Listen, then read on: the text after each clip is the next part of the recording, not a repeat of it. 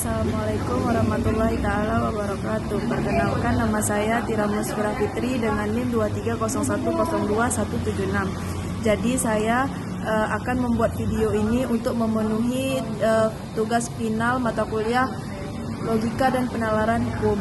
Jadi untuk jawaban nomor 1, di mana inferensi tidak langsung adalah cara menarik kesimpulan yang tidak langsung dari suatu fakta, tetapi melalui beberapa langkah berpikir. Dalam kehidupan hukum yang ada di Indonesia, hal ini sering terjadi di pengadilan.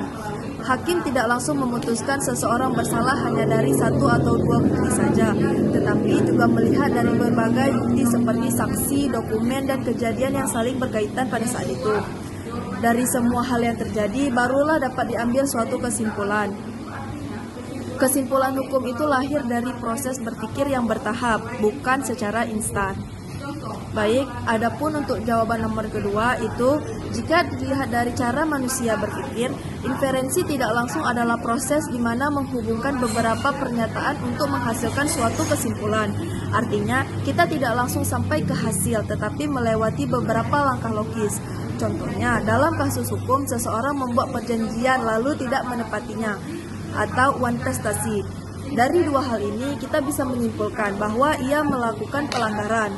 Kesimpulan yang muncul karena ada hubungan antara fakta-fakta tersebut di mana seseorang melakukan kontestasi. Selanjutnya, untuk jawaban nomor 3, yaitu terkait penalaran hukum adalah metode induktif, di mana cara berpikir dari hal-hal kecil atau kasus-kasus khusus lalu ditarik menjadi suatu kesimpulan umum. Misalnya, banyak terjadinya kasus pada penipuan online yang merugikan masyarakat. Dari banyaknya kejadian itu, kita bisa menyimpulkan bahwa kejahatan online adalah masalah yang sangat serius. Cara berpikir seperti ini penting agar hukum bisa mengikuti perkembangan zaman yang terjadi di kebutuhan masyarakat sekitar. Baik, selanjutnya adalah untuk menjawab pertanyaan nomor 4, di mana metode al-istiqra' al-manawi adalah cara menetapkan hukum dengan mengumpulkan banyak dalil atau sumber, lalu dipahami makna secara garis besarnya. Jadi bukan hanya melihat dari satu dalil saja, tetapi semua dalil ataupun referensi ataupun hadis digabung menjadi satu. Contohnya dalam hukum Islam terkait riba. Larangan riba itu tidak hanya berasal dari satu ayat, tetapi juga terdapat dari hadis dan juga praktik sahabat Rasulullah. Dari semua itu disimpulkan bahwa riba memang dilarang secara tegas. Selanjutnya, saya akan menjawab terkait pertanyaan nomor 5. Integrasi perspektif dalam pembaruan hukum berarti menggabungkan berbagai sudut pandangan menjadi satu kesatuan yang utuh.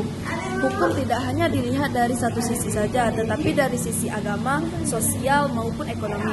Tujuannya agar hukum tetap relevan dengan perkembangan zaman. Contohnya adalah munculnya bank syariah yang menggabungkan antara prinsip Islam dengan sistem keuangan modern, sehingga bisa digunakan di masa yang sekarang. Baik, selanjutnya saya akan menjawab pertanyaan nomor 6. Sesat pikiran adalah kesalahan dalam berpikir yang bisa membuat kesimpulan menjadi salah. Dalam hukum, ini sangat berbahaya karena bisa menyebabkan ketidakadilan. Contohnya